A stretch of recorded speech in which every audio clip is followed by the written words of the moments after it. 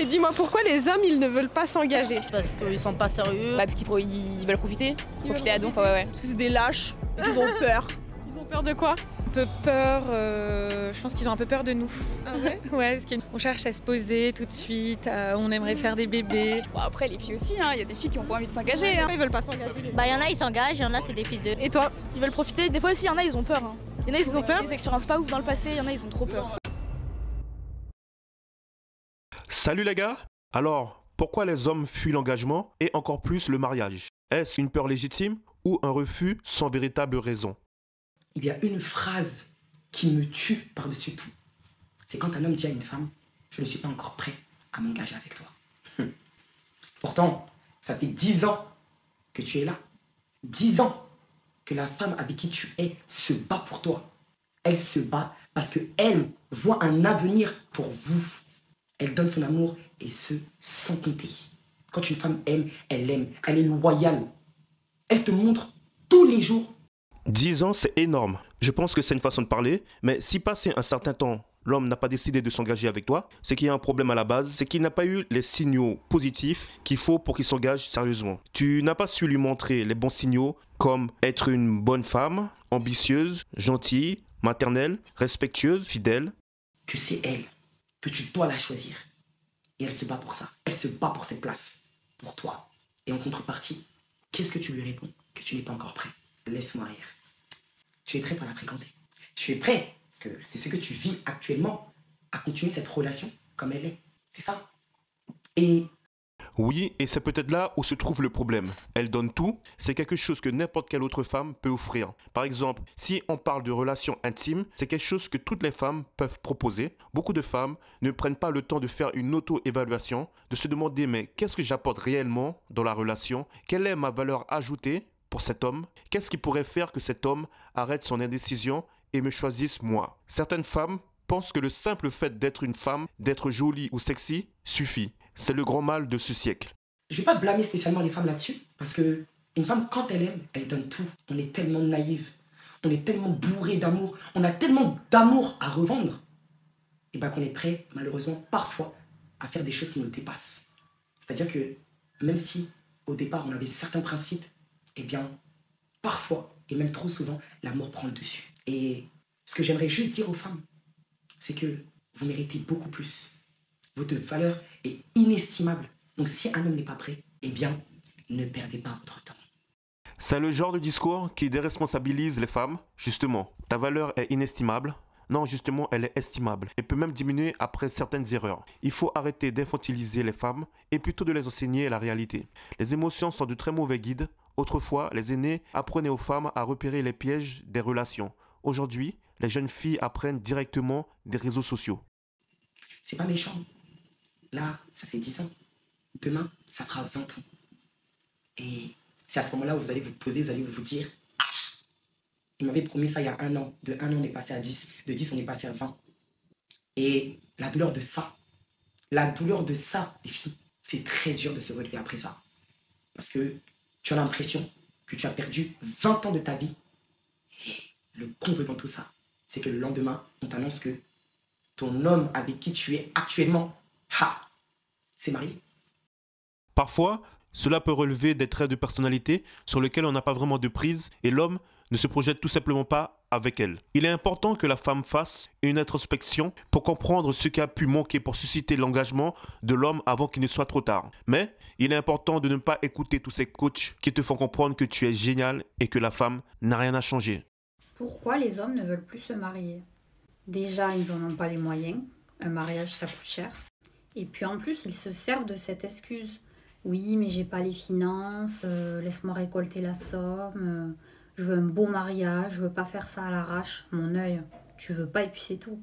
Le mariage coûte super cher et tout ça c'est pour une journée. Si un homme dit qu'il lui faut pour économiser, moi je dis respect. Mieux vaut se baser sur une économie et pourquoi pas financer une petite partie du mariage avec un crédit. C'est carrément une folie de financer tout son mariage avec un crédit. Beaucoup de femmes rêvent du mariage façon Disney. C'est juste pour frimer une journée. Ensuite vient la réalité. Routine, boulot, enfant, dodo et puis divorce.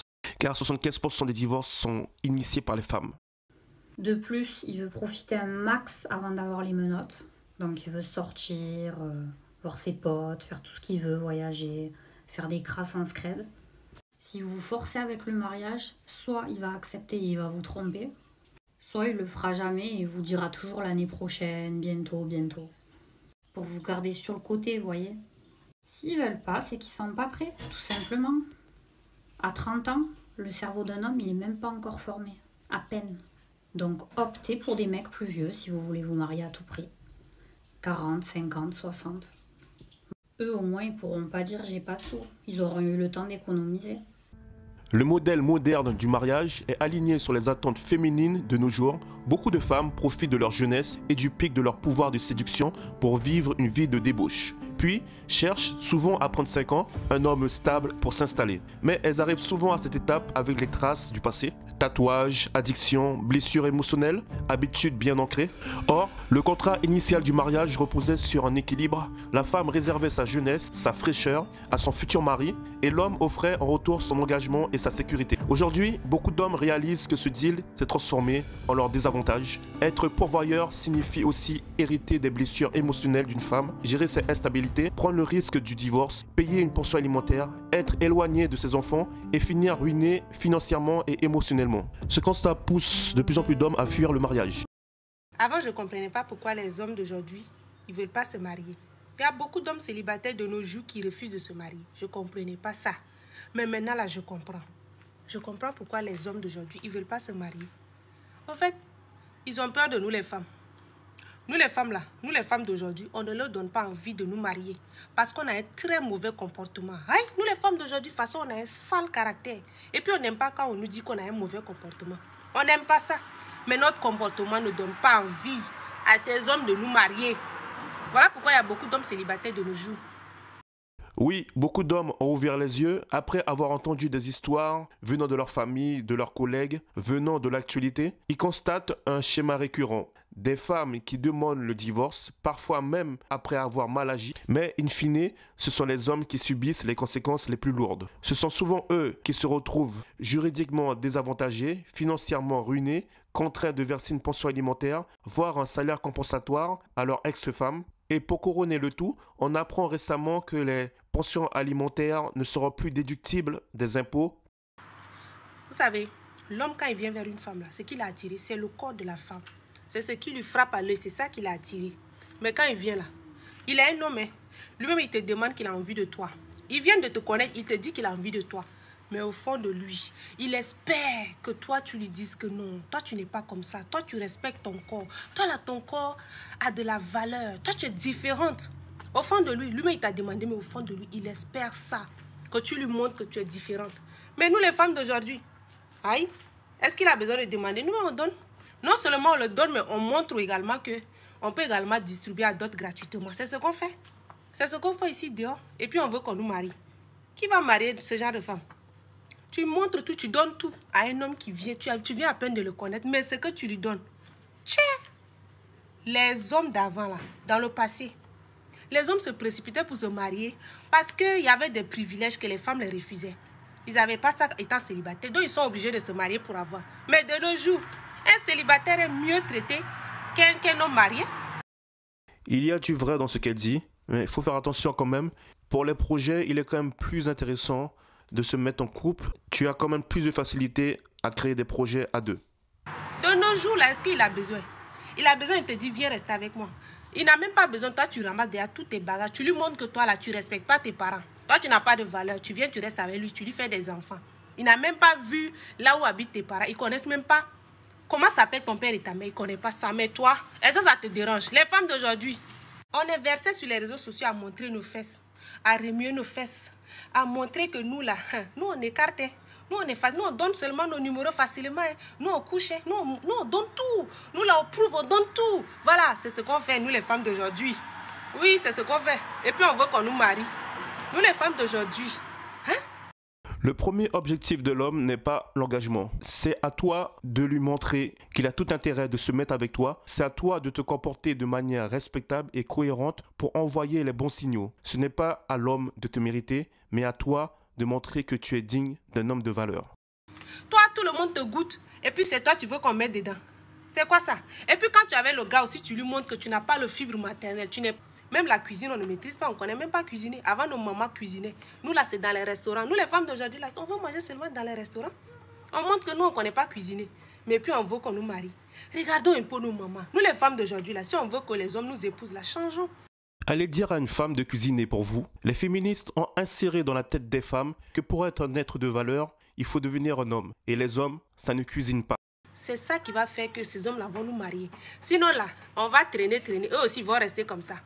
Puis que nous aussi, on va se comparer à eux. Alors que l'homme et la femme, ce n'est pas la même chose. Changeons. C'est à nous de changer d'abord. Et puis eux, là, ils vont venir nous marier. Voilà. Un point très important que je ne peux pas laisser. Nous, les femmes d'aujourd'hui, on ne supporte pas l'autorité de l'homme. On manque de respect aux hommes. Je suis aussi une femme d'aujourd'hui. Pardon. Mettons un peu de l'eau dans nos vins.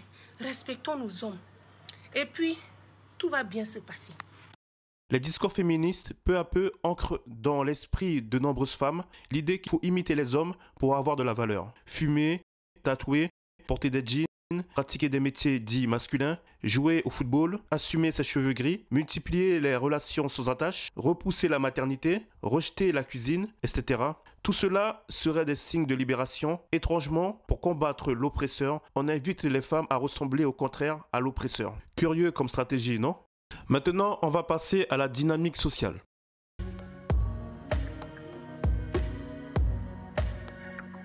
Aujourd'hui, on va voir comment augmenter tes chances pour qu'une femme te rappelle après un rapport.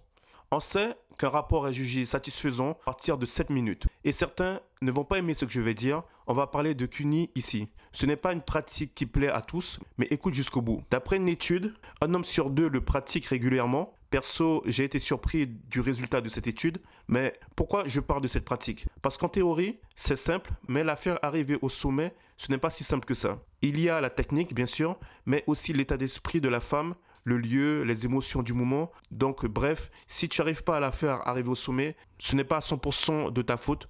Par contre, le CUNY prend du temps, beaucoup de temps, et rien que ça te permet de dépasser largement les 7 minutes clés pour que le rapport soit jugé satisfaisant. En plus, c'est une excellente préparation pour la suite du rapport intime. Même si elle n'atteint pas l'orgasme, tu es quasiment sûr qu'elle a kiffé ce moment. Et toi, pour la suite du rapport intime, tu es plus confiant parce que tu as largement atteint les 7 minutes, ce qui te permet de te détendre, de te mettre en confiance. Et en même temps, tu augmentes les chances qu'elle veuille te revoir. Bien sûr, ce n'est pas à faire avec n'importe quelle femme. Je veux dire par là, au niveau de l'hygiène.